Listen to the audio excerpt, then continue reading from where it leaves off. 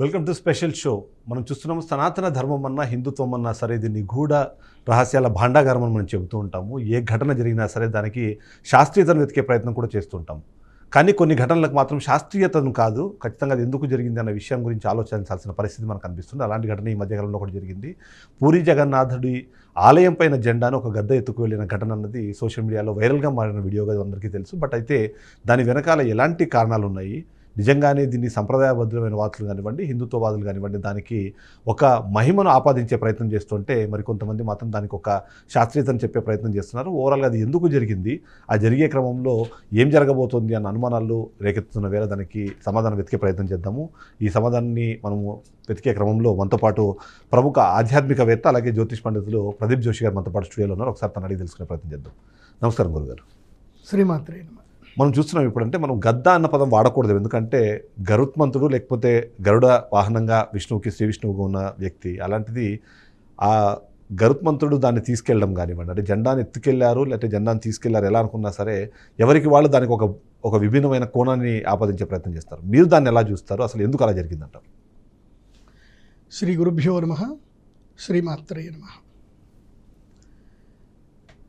మీరు చెప్పింది ముమ్మాటికి నిజం. గరుత్మంతుడు అని పిలవాలి మనం. ఎందుకోసమంటే ఈ పక్షి శాస్త్రము అనేది ఒకటి ఉంటుంది మనకి. శ్రీమద్ భగవద్గీతలో కూడా శ్రీకృష్ణ పరమాత్ముడు నేను ఒక్కొక్క స్వరూపములో నేను ఉంటాను అని చెప్పి స్వామివారు చెప్పారు. పక్షుల్లో నేను గరుత్మంతుడిగా, సో పక్షుల్లో ఖగానాం వైనతేయోస్మి అని చెప్పారనమాట. అంటే ఎగిరేటువంటి పక్షుల్లో నేను వైనతేయుడిని, అంటే గరుత్మంతుడి స్వరూపంలో నేను ఉంటాను అని చెప్పి స్వామివారు చెప్పారు. ఇప్పుడు మనకి భారతదేశంలో ఉండేటువంటి మహాద్భుతమైన పుణ్యక్షేత్రాల్లో చూస్తే పూరి జగన్నాథుడి యొక్క స్వామివారి పుణ్యక్షేత్రం చాలా అద్భుతమైంది, మహిమగలింది. ఇప్పటికీ మనం అక్కడ చూస్తూనే ఉంటాం. పూరి జగన్నాథుని యొక్క దేవస్థానం పైన ఏ పక్షులు కూడా వాలవు అనేది వాస్తవం, ఇప్పటికీ మనం చూస్తాం. సో అక్కడ ఎక్కడి నుంచి చూస్తున్నా మనం ఆ యొక్క సుదర్శన చక్రం ఏదైతే ఉందో ఆ సుదర్శన చక్రం మనం ఎక్కడి నుంచి చూసినా మనల్ని చూస్తున్నట్టే ఉంటుంది. సో ఎన్నో మహిమలు ఉంటాయి. ఇంకోటి ఏంటంటే స్వామివారికి నైవేద్యం ఏదైతే మనం పెడతామో పూరి జగన్నాథ్లో స్వామివారికి, ఆ నైవేద్యం ఎప్పటికీ పాచిపోదు. ఆ నైవేద్యాన్ని స్వామివారి పెట్టిన నైవేద్యము ఏదైతే ఉంటుందో అది అందరు కూడా అక్కడ పక్కనే ఏదైతే నైరుతి దిశలో ఏం చేస్తారు అంటే పరిచి తర్వాత అందరికీ చిన్న చిన్న బ్యాగులో పెట్టి ప్రసాదంగా ఇస్తారు. అంటే అంత మహిమగల పుణ్యక్షేత్రం. ఇప్పుడు ఇదే గరుత్మంతుడు వేరే ఎక్కడనో ఒక చోట ఏదో దేవాలయం జెండా ఎత్తుకుపోతే నేను ఇక్కడికి రాను, అవసరం లేదు. మనకి ఆ క్షేత్రానికి ఒక మహిమ ఉంది, ఆ యొక్క శిఖరమునికి ఒక మహిమ ఉంది, ఆ జెండాకి కూడా ఒక మహిమ ఉంది. ప్రతిరోజు ఆ జెండాకి ఒక చాలా పుణ్యక్షేత్రానికి సంబంధించిన చాలా మహిమలు ఉంటాయి. ఇది మనకి జ్యోతిష్ శాస్త్రంలో శకున శాస్త్రంలో చెప్పారు. ఇది శకున శాస్త్రం రీత్యా మనం కనుక చూస్తే మనం ఒక పాస్ట్కి వెళ్దాం. ఎందుకోసమంటే అది ఒక ఇన్సిడెంట్ జరిగింది అని అంటే మనం గతంలో ఏదైనా ఇన్సిడెంట్ జరిగితే దాన్ని బట్టి మనం ఇప్పుడు అది జరుగుతుంది ఇలా జరగవచ్చు అని మనము ఒక ఎస్టిమేషన్ వేసుకోవచ్చు, ఒక అనుమానం అనేది మనం తీసుకోవచ్చు. గతంలో అంటే కురుక్షేత్ర యుద్ధానికి సంబంధించిన పరిస్థితుల్లో ఏంటంటే ఇదే జరుగుతుంది. ఏదైతే కురుక్షేత్ర యుద్ధానికి మొదలు శ్రీకృష్ణుల వారు సంధికి వస్తారు. అప్పుడు సంధికి వచ్చి సంధి అడుగుతారు, 5 ఊళ్ళు ఇవ్వు చాలు, ఇంకేం అవసరం లేదు, ఈ యుద్ధం వద్దు, ఏమొద్దు, 5 ఊళ్ళు ఇచ్చేసేయు, వాళ్ళకి వాళ్ళు ఉంటారు, మీకు మీరు ఉండండి అని చక్కగా చెప్పడానికి కృష్ణుడు వస్తాడు. కానీ వినరు వాళ్ళు. విననప్పుడు ఏం జరుగుతుంది అని అంటే యుద్ధం మొదలవుతుంది. కృష్ణుని ఎప్పుడైతే బంధించారో కృష్ణుల వారు విడిపించుకొని తర్వాత వెళ్ళిపోతారు కృష్ణుల వారు.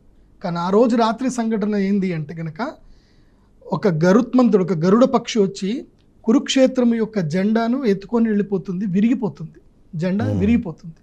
ఇది కురుక్షేత్రానికి సంబంధించిన ప్రధానమైనటువంటి జెండా పతాకము విరిగిపోతుంది, ఎగిరి తీసుకొని వెళ్ళిపోతుంది అనమాట. నక్కలు బాగా అరుస్తాయి, భూమి కంపిస్తుంది. సో ఇది జరిగితే ఏమని అంటే శకునము. అప్పుడు దుర్యోధనుడే తన నోటితో అంటాడు, నేను శకునాలు సరిగ్గా చూడట్లేదు అని ధృతరాష్ట్రుడు అంటూ ఉంటాడు అనమాట. సో ఏదో జరగబోతుంది, మనకి కీడు జరగబోతున్నట్టుంది అని చెప్పేసి అంటే దుర్యోధనుడు లెక్క చేయడు. ఓకే, ఇప్పుడు ఏమేమి చెప్పాను నేను? భూకంపం ఒకటి, ఏంటి పతాకం ఎత్తుకుపోవడం ఒకటి, తర్వాత నక్కల అరుపు ఒకటి. ఇప్పుడు ఎట్లా మనం అడవులు చంపేశాం కాబట్టి ఇక నక్కలు ఎక్కడ లేవు, బతికించడం కూడా లేవు. ఆ నక్కలు ఎక్కడో మన గోటికాడనే ఉన్నాయి అన్నమాట. నక్కలు మన దేశ విద్రోహ శక్తులే నక్కలు. ఆ నక్కలు అరుస్తూ ఉన్నాయి, మన దేశాన్ని నాశనం చేయడానికి కొన్ని నక్కలు ఈ మధ్య గట్టిగా అరుస్తున్నాయి, మీడియాలో అరుస్తున్నాయి. సో మన దేశ సమగ్రతను కాపాడడానికి భారతదేశంలో చట్టాలు కొన్ని రూపొందిస్తే కొన్ని నక్కలు అరుస్తున్నాయి, ఆ నక్కలు కనిపించాయి. తర్వాత ఏమైంది, భూమి కూడా కంపించింది. మొన్న ఈ మధ్య మన భాగ్యనగరంలో కూడా లైట్గా భూకంపం వచ్చింది, భూమి కంపించింది, కానీ చాలామందికి తెలియదు. భూమి కంపించింది, భాగ్యనగరంలో కంపించింది, మనకి ఎక్కడక్కడ భూకంపాలు అయితే జరిగాయి. సో చూస్తున్నాం ఈ గత 15 రోజులు ఏది షష్టగ్రహ కూటమి, దీన్నే షడ్గ్రహ కూటమి అంటాం. ఈ షడ్గ్రహ కూటమి వచ్చినప్పటి నుంచి అంటే ఏప్రిల్ 28వ తారీఖు నుంచి షడ్గ్రహ కూటమి నుంచి ఇప్పుడు కంటిన్యూస్గా చూస్తున్నాం. ఎవ్రీ డే స్టాక్ మార్కెట్ పడిపోయింది, ట్రేడ్ వార్ స్టార్ట్ అయింది, చూస్తూనే ఉన్నాం. లైఫ్ టైం ఇప్పటిదాకా చూడనంత ట్రేడ్ వార్ స్టార్ట్ అయింది. ఎన్ని 30 లక్షల కోట్లు ఆవిరైపోయి ఎటు అయిపోయి ఎవరికి తెలియదు. ట్రేడ్ వార్ స్టార్ట్ అయింది, భూకంపాలు వచ్చాయి, జనాలు ఎంతమందో చనిపోయారు. ఈ సందర్భం లోపల భారతదేశంలో సరికొత్త చట్టం వచ్చింది. అది భారతదేశ సమగ్రతను కాపాడడానికి వచ్చింది, కానీ చాలామందికి ఆ చట్టం గురించి తెలియదు. కొన్ని నక్కలు అరుస్తూ ఉన్నాయి అన్నమాట, ఈ చట్టం కరెక్ట్ కాదు అని చెప్పి. చూడండి, మనం జీవితకాలంలో మనం చూస్తూనే ఉన్నాం. ఏంటి, ఔరంగజేబు దగ్గర నుంచి మన భారతదేశం మీద దండయాత్రలు జరుగుతూ ఉన్నాయి, వాళ్ళు వస్తున్నారు, యుద్ధాలు చేస్తున్నారు. ఎవరికైనా బాగుపడ్డా అంటే ఎవడు బాగుపడలే, కొట్లాటలు జరుగుతూనే ఉన్నాయి, ఎవడు బాగుపడ్డాడు, ఎవడు బాగుపడలే. సో ఇది ఖచ్చితంగా అపశకునం అని మీరు అంటున్నారు. అయితే ఒక చిన్న ఇంకొక విషయాన్ని నేను మీకు గుర్తు చేస్తాను. 2020లో ఇలాగే అక్కడ జెండా తగలబడిన తర్వాతనే కరోనా వచ్చింది, కోట్లాది మంది అప్పుడు చనిపోయిన విషయం కూడా మనందరికీ తెలుసు. అది కూడా గతంలో అపశకునంగా భావించారు, ఇప్పుడు మరొకసారి జరిగింది. సో ఈ రెండింటికి ఏమన్నా మనము సంబంధాన్ని చూడాలంటారా? ఎందుకంటే అది ఒక సిగ్నల్గా ఏమన్నా వాడుతున్నారా? దేవుడు ఒక సూచన ఇచ్చే ప్రయత్నం చేస్తున్నారా జెండా ద్వారా? అది కదా శకున శాస్త్రం అంటే. శకునం అంటే ఏంటంటే అనుమానం. సో అనుమానం అంటే ఒకటి చెప్పడం అన్నమాట. డెఫినెట్లీ శకునం అంటే ఒక సిగ్నల్ ఇవ్వడం అన్నమాట. ఇప్పుడు నేను ఇది జరుగుతున్నది ఎందుకోసం అంటే, ఇది 1972లో ఇందిరాగాంధీ గారి సమస్యలు ఆ సందర్భంలో కూడా ఇదే జరిగింది, పూరిలో జరిగింది కాబట్టి అప్పుడు ఎమర్జెన్సీ వచ్చింది. ఇప్పుడు మళ్ళీ కూడా భారతదేశానికి ఎమర్జెన్సీ వచ్చే సిచ్యువేషన్స్ ఇక్కడ ఉంటాయి. మెయిన్గా ఏంటంటే ఈ సిమ్టమ్ ఏదైతే మనకి ఇది కనిపిస్తుందో, ఇది మనకి ఇస్తున్న సిమ్టమ్ ఏంటంటే భారతదేశము యొక్క సమగ్రతకి సమైక్యతకి భంగుపాటు ఇక్కడ జరగబోతుంది. దుర్మార్గులు మన మధ్య మనకి గొడవలు పెడతారు ఇప్పుడు. సో ఇది మనకి భగవంతుడు సూచనిచ్చాడు. ఇప్పుడు భారతీయులందరూ సమైక్యంగా ఉండవలసిన సమయం ఇది రాంగ్ టైం. ఎందుకోసమంటే ఇప్పుడు కరెన్సీ రేట్ పెరిగిపోయింది, భారతదేశంలో ఆర్థిక మాంద్యం వస్తుంది. ఎందుకోసమంటే మన దగ్గర ఉండేది కరెన్సీ వాల్యూ తోటే కదా ఏదైనా. సో ఆర్థిక మాంద్యం ఏర్పడే అవకాశాలు ఎక్కువగా కనిపిస్తున్నాయి. సో ఇప్పుడు ఈ దేశము లోపల భారతదేశ సమైక్యతని గనక భంగుపరిస్తే ఇక డివైడ్ అండ్ రోలు మనం ఈరోజే చూసాము. డిఎంకే ఏదైతే తమిళనాడు ముఖ్యమంత్రి గారు ఏమంటున్నారు, మీకు ₹1 ఇస్తే మీరు మాకు 29 పైసలు ఇస్తారా, మా రాష్ట్రం మాకే కావాలి. డిఎంకే పార్టీ వాళ్ళు స్టార్ట్ చేశారు.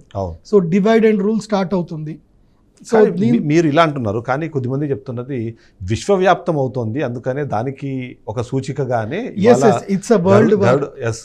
గరుడ పక్షి ఇవాళ దాన్ని తీసుకొని సముద్రం వైపు వెళ్ళింది. అంటే ఆ బౌండరీస్ను దాటి హిందుత్వాన్ని విశ్వవ్యాప్తం చేయడం కానివ్వండి, భారతీయతను విశ్వవ్యాప్తం చేయడానికి అదొక సూచికగా కూడా మీరు గమనించాలి అనేది కొంతమంది అంటున్నారు. అటువైపుకి ఏమైనా ఆలోచించాల్సిన అవసరం ఉందంటారా? ఇప్పుడు హిందుత్వము అనేది కాదు ఇక్కడ మనం ఆలోచించిందంటే, నా దృష్టిలో హిందుత్వం అంటే ఎవరైతే కనుక 10 మందికి అన్నం పెడుతున్నారు, 10 మంది మీద జాలి దయ చూపిస్తున్నారు అంటే వాళ్ళందరూ హిందువులే. ఎవరు అన్నం పెట్టే ప్రతి ఒక్కడు, దానం చేసే ప్రతి ఒక్కడు, జాలి దయ ఉన్న ప్రతి ఒక్కడు హిందువులే. అధర్మాన్ని ఖండించేటువంటి ఏదైతే అన్యాయాన్ని ఖండించే ప్రతి ఒక్కడు హిందువే నా దృష్టిలో అయితే కనుక. నేను చెప్పేది ఏంటంటే ఇది సంకేతం, ఇది వరల్డ్ వార్కి సంబంధించిన సంకేతం. ఇది ఇప్పుడు ఆల్రెడీ ట్రేడ్ వార్ స్టార్ట్ అయింది. సో భవిష్యత్తులో ఇది వరల్డ్ వార్కి సంకేతంగా వెళ్ళబోతుంది. అందులోపల మన దేశాన్ని గనక చూస్తే గనక ధర్మ సంకటం అయితే రాబోతుంది, ధర్మ యుద్ధం అయితే రాబోతుంది. ఈ విషయంలో మాత్రం ప్రజలు చాలా అప్రమత్తంగా ఉండాలి. ఇంకోటి ఏంటంటే ఇప్పుడు మే 15 వరకు ఇది క్రూషియల్ టైం. ఇప్పుడు ఈ సిమ్టమ్ ఏదైతే ఉందో ఇది ఎప్పుడైతే జరిగిందో దీని నుంచి 48 రోజుల వరకు క్రూషియల్ టైం అనేది ఉంటుంది. కాబట్టి సునామీలు కూడా రావచ్చు, భూకంపాలు కూడా రావచ్చు. కాబట్టి భారతీయులు మాత్రం ఇప్పుడు అందరు నేను చెప్తున్నది ఏంటి, భారతీయులు అంటే భారతదేశంలో పుట్టిన ప్రతి ఒక్కరూ భారతీయులే. సో నీ కులం ఏంది, మతం ఏంది కాదు, నేను చెప్తున్నది భారతీయులందరికీ సమగ్రతను సమైక్యతను ఇప్పుడు పాటించండి. సమైక్యత ఉండాలి. ఇది మన దేశం, ఇది మన చట్టం, మన చట్టాలు మనం గౌరవించాలి, మన దేశాన్ని మనమే కాపాడుకోవాలి. మన దేశం మీద వేరేవాడెవడో వచ్చి ఏదో చెప్పారు అని చెప్పి మనలో మనం కొట్లాడుకోవద్దు. ఇది మెయిన్గా చెప్తున్నా. ఎందుకోసమంటే భవిష్యత్తులో జరగబోయేదే అది. జ్యోతిష్ శాస్త్రం అంటే ఏంటి అంటే భవిష్యత్తు ఏం జరగబోతుందో చెప్పడమే జ్యోతిష పండితుడి యొక్క ముఖ్య ప్రధాన లక్ష్యం. ప్రజల్ని కాపాడాలి, శాంతి భద్రతల్ని కాపాడాలి, ప్రజలకి ఏ అనర్థం జరగొద్దు. సో గతంలో ఇదే జరిగింది. ఇలాంటి ఇన్సిడెంట్ జరిగినప్పుడే కాశ్మీర్లో జెనోసైడ్ అయింది. ఆ జెనోసైడ్కి సంబంధించిన ఒక స్మాల్ ఇన్సిడెంట్ మనకు కనిపించింది, మొన్న వెస్ట్ బెంగాల్లో కనిపించింది. ఊర్లో వదిలిపెట్టి హిందువులు బయటకు వచ్చేస్తున్నారు. ఇది కరెక్ట్ కాదు. నేను అదే చెప్తున్నా. మీరు అన్నట్టు కురుక్షేత్ర సమయంలో జరిగిన ఇన్సిడెంట్ మనకు రిపీట్ అయింది. మధ్యలో నేను ఇంతకుముందు మెన్షన్ చేసినట్టు 2020లో కూడా ఒకసారి పూరి మీద అదే జెండా తగలబడిన తర్వాత లక్షలాది మంది మృత్యువాత పడిన పరిస్థితి మనకు కనిపిస్తుంది. సో ఇప్పుడు ఈ నష్టాన్ని ఎలా అంచనా వేయాలంటారు? ఎందుకంటే కురుక్షేత్రంలో ఎన్ని లక్షల మంది చనిపోయారంటే అప్పటిలోనే లక్షల మంది చనిపోయారు అని అంటే ఇప్పుడు దాన్ని ఒకవేళ అన్వయించుకుంటే కురుక్షేత్రం కోట్లండి. ఇప్పుడు దానికి ఎన్నో రెట్ల జనాభా ఈ రోజు ఉన్న నేపథ్యంలో సో ఇప్పుడు ఏంటి, ఎలాంటి పరిస్థితులు వచ్చే అవకాశం ఉందనుకుంటున్నారు? ఇదైతే మంచి సమయం అయితే కాదండి. ఇది మనకు చూపిస్తుంది ఏంటంటే నెగిటివే. మేబీ బయోవార్ రావచ్చు, కరోనా లాంటిది కూడా రావచ్చు. కానీ మనుషుల మధ్య మాత్రం వైరం అయితే క్రియేట్ అవుతుంది. మనుషుల మధ్యన వైరం క్రియేట్ అవుతుంది. అది క్రియేట్ అవ్వకుండా జాగ్రత్త పడాల్సిన బాధ్యత మాత్రం ప్రభుత్వాదే. సో ఇదైతే మంచిదైతే కాదండి, గుడ్ సిమ్టమ్ అయితే కాదు. కానీ ఒక చెడు జరిగిందంటే మళ్ళీ మంచి జరుగుతుంది. ఎందుకోసమంటే ప్రజలు అలర్ట్ అవుతారు. ఒక చెడు జరిగినప్పుడు వాళ్ళు ఏది చెడు అని తెలుసుకొని మంచి వైపు ప్రయాణం చేస్తారు. సో అది కూడా ఒక మంచి జరుగుతుంది. కానీ జూలై వరకు అందరూ ఓపికగా ఉండాలి. మే 15 వరకు అయితే క్రూషియల్గా ఉంటుంది. మే 15 నుంచి జూలై వరకు కూడా మనకి ఈ ఆర్థిక మాంద్యం రావడము, గొడవలు ఎక్కువగా జరగడము, మనస్పర్ధలు రావడము, ఇవన్నీ కూడా ఇప్పుడు జరుగుతాయి. కాబట్టి ప్రజలు ప్రశాంతంగా ఉంటే మంచిది, కానీ అది జరగదు. అయితే పూరి అనేది మరి మీరు అన్నట్టుగా మహిమాన్వితం, ఎక్కడా లేని చాలా విషయాలు అక్కడ మనకు జరుగుతుంటాయి. మనం మొదలు పెడితే విగ్రహం దగ్గర నుంచి ప్రారంభిస్తే ప్రతి ఒక్కటి కూడా అక్కడ స్పెషలే. సో ఈ సిమ్టమ్ అంటే ఈ సూచన ఇవ్వడానికి పూరికి సంబంధించిన జెండానే అంటే ఎంచుకోవడానికి ఏమైనా ప్రత్యేకమైన కారణాలు మీరు ఏమైనా చూస్తున్నారా? ఎస్, ఎందుకోసమంటే మన భారతదేశంలో 4 ప్రధాన పుణ్యక్షేత్రాలు ఉంటాయి. తూర్పు వైపు ఒక పుణ్యక్షేత్రం ఏది అనంటే, తూర్పు వైపు భాగంలో పుణ్యక్షేత్రం ఏది అంటే పూరి జగన్నాథ స్వామి. సో తూర్పు వైపు ఏముంటాయి చెప్పండి? ప్రదేశాలన్నీ మనకి ఏషియన్ కంట్రీస్ మొత్తం కూడా, చైనా ఇవన్నీ కూడా తూర్పు వైపే. మనం వెస్ట్ బెంగాల్ వేసుకున్న తర్వాత ఒడిస్సా వేసుకుని ఇవన్నీ తూర్పు వైపే. అదే మనము పశ్చిమం వైపు వెళ్ళామనుకోండి, ద్వారకా క్షేత్రం చాలా గొప్పది. ద్వారకా క్షేత్రం.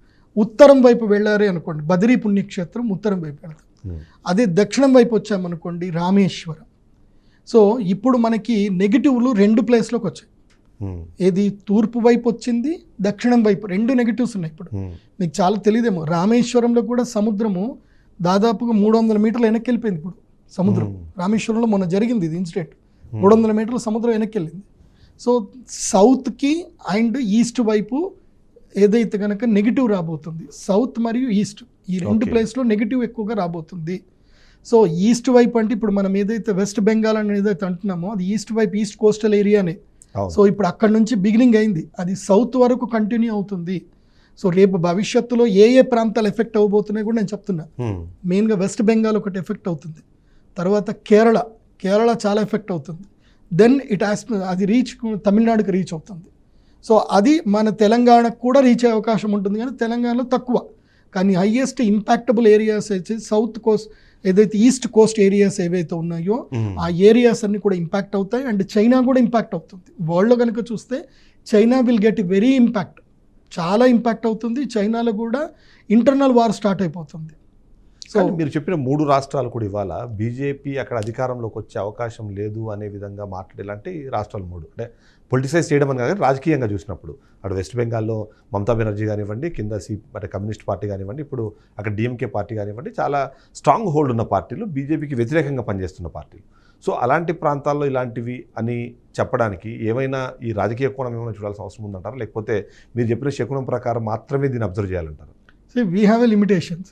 నా జ్యోతిష్ శాస్త్ర ప్రకారం, నా జ్ఞాన ప్రకారం ఏంటంటే కోస్టల్ ఏరియాస్ అనే చెప్తాను. అట్లాంటి మరి ఒడిస్సా కూడా వస్తుంది కదా. ఒడిస్సా ఇప్పుడు జరిగింది ఒడిస్సాలోనే కదా, ఇది ఎక్కడ స్వామివారి క్షేత్రంలో ఉంది కదా.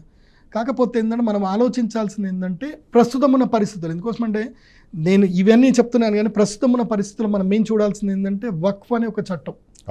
ఇదేంటంటే ఇది చట్టం చాలా మంచిది, కానీ అవగాహన లేనితనం. ఇప్పుడు భారతదేశంలో ఇప్పుడు ఎక్కడైనా ల్యాండ్ బేస్ కదండి ఉండేది. ఇప్పుడు భారతదేశంలో అత్యంత ప్రధానంగా ల్యాండ్లు ఉండేది రైల్వేకి, తర్వాత ఆర్మీకి. ఆ తర్వాత పొజిషన్లో వాళ్ళు ఉన్నారంటే అర్థం ఏంటి? వాస్తవం. రేపు భారతదేశం వాళ్ళ కబ్జాలకు వెళ్ళిపోవచ్చు కదా, ల్యాండ్ అంతా వాళ్ళ దగ్గర ఉంది అని అంటే అది భారతదేశ సమగ్రత కరెక్ట్ కాదు కదా. ఆ సుప్రీంకోర్టు కూడా అది విచారించాలి, అది ఆలోచన చేయాలి. సో రేపు భారతదేశ సమగ్రతకి ఇబ్బంది కలుగుతుంది అని అన్నప్పుడు అది చట్టం దాన్ని అమలు చేయాల్సిందే. కానీ అమలు చేసే పరిస్థితుల్లో నష్టపోయే వాళ్ళు కొంతమంది ఉంటారు. ఎవరు? ఆ భూస్వాములు ఎవరైతే ఉంటారో, దాని ద్వారా ఎవరైతే ఫండింగ్ వేసుకొని ఎంజాయ్ చేస్తున్నారో వాళ్ళు తీస్తే ఒక 100-200 మంది ఉంటారు. But they are very impactable persons. వాళ్ళ గొంతు 1,00,000 మందికి వెళ్తుంది. ఆ 1,00,000 మంది చెవులు మూసుకుంటే చాలు. అంటే మీరు అన్నట్టుగా కురుక్షేత్రమైన ఆ స్థలం కోసమో లేకపోతే రాజ్యం కోసం అంటే భూమి కోసం జరిగింది. అంతే కదా. ఆ తర్వాత కౌరవులు ఎంతమంది అండి? ఈ మధ్య జరిగే అన్ని యుద్ధాలు కూడా ఆ భూమి కోసమే జరుగుతుంది. భూమి కోసమే జరుగుతుంది. మనం కాశ్మీర్తో పోరాడినా, కాశ్మీర్ కోసం పోరాడినా, పాకిస్తాన్తో అది భూమి కోసమే. ఇవాళ అక్కడ మీరు రష్యా ఉక్రెయిన్ మధ్యలో జరుగుతున్నది కూడా భూమి కోసమే పోరాటం. సో ఆ లెక్క ప్రకారం ఈ భూమి కోసం అండ్ వనరులు, మెయిన్గా భూమిలో ఉన్న వనరులు, సహజ వనరులు మీరు అన్నట్టుగా. సో ఇది ఆ సంకేతంగా మనం దీన్ని తీసుకోవాలంటారా? 100% తీసుకోవాలి. ఇప్పుడు వక్ఫ్ ద్వారా మనకి భూములు పోతున్నాయి అంటే అర్థం ఏంటంటే, ఇప్పుడు వక్ఫ్ ఇక్కడ భారతదేశంలోనే ఉంది, కానీ ఆ వక్ఫ్లో ఉండేటువంటి కొంతమంది వ్యక్తులు వేరే దేశాలకి వాళ్ళు కనుక వంత పాడుతే నష్టం ఎవరికి? భారతదేశానికే కదా. భారతదేశంలో ఉండే ముస్లింలకే కదా నష్టం. అది ముస్లింలు అది గుర్తించాలి. మేము భారతీయులము అని వాళ్ళు గుర్తించాలి. మేము ముస్లింల కన్నా ఫస్ట్ ఏంది మనం అంటే, హిందువులు ముస్లింల కన్నా ఫస్ట్ మేము ఎవరు అంటే ఇండియన్స్. మేము ఈ దేశంలో ఉన్నాము, ఈ చట్టాలు ఇవి మాకు ప్రొటెక్ట్ చేస్తున్నాయని వాళ్ళు గుర్తించాలి. కానీ వాళ్ళు ఎప్పుడైతే అది గుర్తించకుండా మత ప్రాతిపదికన ఎప్పుడైతే మూర్ఖత్వంగా వెళతారో అది దేశానికి అరిష్టం. సో అదే మనకు చెప్తుంది ఇది. సో మీరు అంటే శకుని శాస్త్రం ప్రకారం 2 విషయాలు మీద మీరు నాకు క్లారిటీ ఇవ్వండి. మొదటిది 300 అడుగులు వెనక్కి వెళ్తుంది సముద్రం అంటే అది ఏం సూచిస్తుంది అన్నది ఒకటి. రెండోది ఏదైతే ఇప్పుడు తీసుకెళ్లిన జెండాను కూడా సముద్రం వైపుగా వెళ్ళి మాయమైపోయింది అన్నది ఇప్పటివరకు మనకు వస్తున్న రిపోర్ట్స్ ప్రకారం. అంటే అది కూడా సముద్రం వైపు వెళ్ళింది. సో ఆ సముద్రము అన్నది ఏమైనా ఇక్కడ కీలక పాత్ర పోషించే అవకాశం ఉందా? సముద్రాలకు సంబంధించిన కూడా నిన్నటికి మొన్న కూడా మీరు చూస్తే ఏంటంటే బంగ్లాదేశ్లో ప్రస్తుతం ఉన్న తాత్కాలిక ప్రధానమంత్రి చెప్పింది ఏంటంటే బంగాళాఖాతం మాది, అది మాకు సంబంధించిన ప్రాపర్టీ అన్నట్టుగా ఆయన మాట్లాడే ప్రయత్నం చేశారు. అంటే ఎక్కడైనా ఈ ఓషియన్ రిలేటెడ్ ఇష్యూస్ ఏమైనా తెరపైకి వచ్చే అవకాశం ఉందంటారా? ఫస్ట్ థింగ్ ఏంటంటే, ఈ సముద్రం వైపు పోవడం వల్ల ఏంటంటే సముద్రాన్ని ఫస్ట్ మనం అర్థం చేసుకోవాలి. సముద్రం అంటే అనంతమైంది, సముద్రం అనంతం. సో అటువైపు వెళ్ళింది అంటే ఇక్కడ ఏం జరుగుతుంది అంటే, సముద్రం ఇంకోటి ఏంటంటే అన్నీ దాచుకుంటుంది. అండ్ ఇప్పుడు మనము నదులన్నీ కూడా సముద్రంలో కలుస్తాయి, కానీ ఏమవుతుంది, సముద్రం మంచి నీళ్ళని సముద్రంలో కలిస్తే ఉప్పు నీళ్ళు అవుతాయి. సముద్రం నీళ్ళు తాగడానికి పనిచేయవు, గుర్తుపెట్టుకోండి. సో మనం అది అర్థం చేసుకోవాలి. ఫస్ట్ శకున శాస్త్రం ఏంటంటే మనకి ఏం చెప్తుందనే దాని మీద మనం వెళ్ళాలి. సో సముద్రం వైపు వెళ్ళింది అని అంటే ఇప్పుడు జరిగేది ఏదైతే ఉందో అనర్థాలు జరుగుతాయి. అనర్థం అంటే అర్థంది వేస్ట్, పనికి మాలిన గొడవలు జరుగుతాయి, వేస్ట్. దానివల్ల ఒక్క అనా పైసా ప్రయోజనము ఎవరికీ జరగదు, ఇండివిజువల్కి అయితే అసలు జరగదు. అది ఫస్ట్ వీళ్ళు గుర్తుపెట్టుకోవాలి. సముద్రం వైపు వెళ్ళింది అంటే అర్థమైంది అన్ఎక్స్పెక్టెడ్ థింగ్స్ జరుగుతాయి, అన్వాంటెడ్ థింగ్స్ ఉంటాయి, అన్యూజువల్ థింగ్స్ జరుగుతాయి అనేది మనం ఫస్ట్ అర్థం చేసుకోవాలి. సో ఫస్ట్ భారతదేశంలో ఉండే ముస్లింలందరూ కూడా ఇది అర్థం చేసుకోవాలి. ఎందుకోసం అంటే నేను కూడా మనకి ఎవరైతే భారతదేశానికి సంబంధించిన పిఎంఓకి సంబంధించిన ఏవైతే ఒక జ్యోతిష్ శాస్త్ర పండితుల సమూహం ఉందో ఆ సమూహంలో మేము కూడా ఉంటాం కాబట్టి మేము రిపోర్ట్స్ పంపిస్తాం. సార్ ఇది జరగబోతుంది కాబట్టి మీరు ముస్లింలో ఉండే పెద్దోళ్ళతోటే వెళ్ళి వాళ్ళందరికీ వెళ్ళి ప్రతి మసీద్లోనూ వాళ్ళకి అర్థమయ్యేటట్టు దీన్ని చెప్పండి. దానివల్ల ఇవాళనే కదా ఇవాళ నరేంద్ర మోదీ గారు వారు ముస్లింల వాళ్ళందరూ పెద్దలందరూ కూడా కలిసి వక్ఫ్ చట్టం చాలా మంచిది, మీరు మంచి చేశారు, సో ఎవ్రీ ఇండివిజువల్ పర్సన్కి బాగా ఉపయోగపడుతుంది. ఎందుకోసం అంటే ఒక భూస్వామి నుంచి భూమి లాక్కొని ఇండివిజువల్ పర్సన్స్ అందరికీ పంచడం అనేది చట్టం యొక్క లక్ష్యం. ఆ లక్ష్యాన్ని మనం అర్థం చేసుకోకుండా భూస్వాములు రెచ్చగొడితే భూస్వాములు గట్టిగానే కూర్చుంటారు. నష్టపోయేది సైనికుడే, సైనికులు నష్టపోతారు. సైనికుల కుటుంబం ఉంటుంది, సైనికులకు ఆకలి ఉంటుంది, కానీ వాళ్ళని సైనికుల్ని పావులాగా వాడుకుంటున్నారు. ఇప్పుడు ఆ వ్యవస్థ పోయిందిరా బాబు అని అర్థం చేసుకోండి, అదొక్కటి అర్థం చేసుకోండి. నేను ముస్లింలకు అందరికీ చెప్పేది ఏంటంటే, ఇప్పుడు ఇది ఒక నెగిటివ్ సిమ్టమ్ మనకు దేవుడు చూపించాయంటే మేము మీకు చెప్పేది ఏంటంటే every individual person will get the benefit. దీనివల్ల బెనిఫిట్ అవుతుంది. కానీ మీరు వాళ్ళ మాటలు విని, మీ మత పెద్దల మాటలు విని ఇది నష్టం చేస్తుందని మీరు కనుక వెళితే నష్టం ఎవరికి అని అంటే ఇండివిజువల్ పర్సన్కే నష్టం. అదే ఈ చట్టం కనుక వస్తే ఇండివిజువల్ పర్సన్కి 100% లాభం. ఎందుకోసమంటే ప్రభుత్వం వైపు భూమి పోతే ప్రభుత్వం పేదలకు భూమి పంచవచ్చు కదా. సో పేదలందరూ, ముస్లింలోనూ పేదలు ఉన్నారు, హిందువుల్లోనూ పేదలు ఉన్నారు. పేదరికం మతం చూసుకొని కులం చూసుకొని రాదు కదండి. అవును. సో నాకు తెలిసి ఇప్పుడు హైలీ ఇంపాక్ట్ అయ్యేది ఈ చట్టం ద్వారానే హైలీ ఇంపాక్ట్ అవుతుంది. ప్లస్ ఇంకోటి ఏంటంటే ఈ ఐటీఆర్ ఇన్కమ్ ట్యాక్స్లకు సంబంధించి ట్యాక్స్ రిలిమెంట్ కూడా అవును. ఇందుకోసం అంటే ఇప్పుడు రేట్లు పెరిగిపోతాయి. ఇప్పుడు ఈ సిమ్టమ్ కూడా ఏంటంటే సముద్రం వైపు పోయింది అంటే ఓవర్సీస్ ఏదైతే ఉందో అది ఇంపాక్ట్ పడుతుంది. ఇప్పుడు ట్రంప్ నియమించేటువంటి ఇవి కానివ్వండి, స్టాక్ మార్కెట్ కుదేలెవ్వడం కానివ్వండి, గోల్డ్ రేట్ పెరగడం కానివ్వండి, డాలర్ రేట్ పెరిగిపోయింది, ఇప్పుడు రూపాయి రేటు తగ్గిపోయింది. సో విదేశీ మారక ద్రవ్యాలు తగ్గిపోయినప్పుడు ఆటోమేటిక్గా రేట్లు పెరిగిపోతాయి, పప్పుల రేట్లు పెరిగిపోతాయి, దినుసుల రేట్లు అన్ని రేట్లు పెరిగిపోతాయి. ఎలక్ట్రానిక్ వస్తువుల రేట్లు అయితే ఇంకా పెరిగిపోతాయి. ఇప్పుడు కార్ల రేట్లు పెరుగుతాయి, దాని మీద ట్యాక్స్ రేట్లు పెరుగుతాయి. సో కామన్ మ్యాన్కి ఏంటంటే ఇరిటేషన్ అయిపోతాడు. ఎస్. కానీ ఇదే సందర్భంలో అంటే ఆ రోజు బాగా తుఫాన్ ఉంది, గట్టిగా గాలులు వీస్తున్నాయి. అంతేకాకుండా ఈ గద్దలకు స్వాభావికంగా కూడా ఏదైనా గాలులు ఎగురుతున్నప్పుడు దాన్ని ఆహారం అనుకొని తీసుకెళ్లే ప్రయత్నం చేస్తాయి. దానికి ఇప్పుడు ఇలాంటి హిందుత్వవాదులు లేకపోతే ఎవరైతే వీళ్ళు ఉన్నారో దాన్ని అనుకూలంగా మార్చుకునే ప్రయత్నం చేస్తున్నారు, తద్వారా జనాల్ని భయపెట్టే ప్రయత్నం చేస్తున్నారు అనేది ఒక వాదన తెప్పించారు. ఇది హిందుత్వము కాదు, ఏమి కాదు. నా దృష్టిలో భగవంతుడు అనేటివాడికి అందరూ సమానమే. సూర్యుడు నేను పలానా ఇంటికే వస్తానని చెప్పడు కదా, భగవంతుడు అందరికీ సమానమే. ఈ సిమ్టమ్ ఏంటంటే మానవాళికి కీడు అని చెప్తున్నారు. ఇది మానవాళికి మేలు కీడు, మానవాళికి అని ఆలోచించండి. హిందువులు ముస్లింలు కాదు, మానవాళికి. ఎందుకోసమంటే నా దృష్టిలో ఆకలి ముస్లింలకైనా ఆకలి ఉంటుంది, హిందువులకైనా ఆకలి ఉంటుంది. కాబట్టి కులము హిందుత్వం దీనికి ఆపాదించకండి. సో ఇది మానవాళికి హానికారము.